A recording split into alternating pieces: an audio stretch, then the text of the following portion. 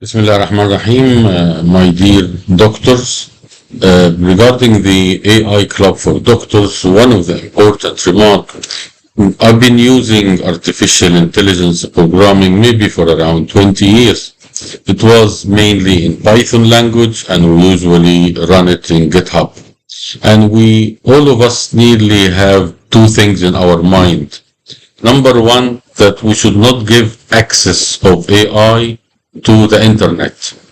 Number two, we should not give the capability of AI to do programming, because if you give the ability to do programming, it can copy itself and can create its own software.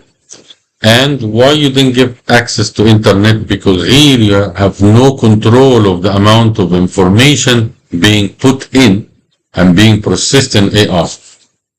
And OpenAI by Sam Altman did not follow this rule due to the very tough competition all over the world. So now AI have complete access to the internet and have a huge capability to create code.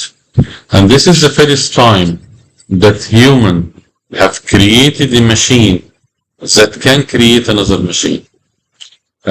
Still, all of it is under control.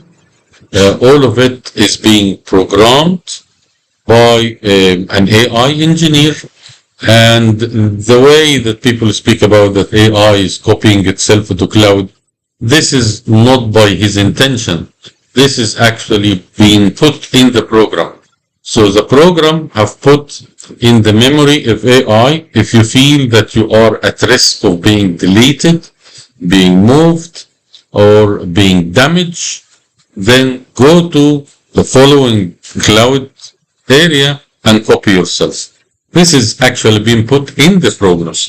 So I'm not afraid of AI at all. It's a very useful tool, but just to let you know that the race is getting very tough, and this is what is happening. My name is Dr. Muhammad Omar Farouk. I'm a consultant vascular surgeon.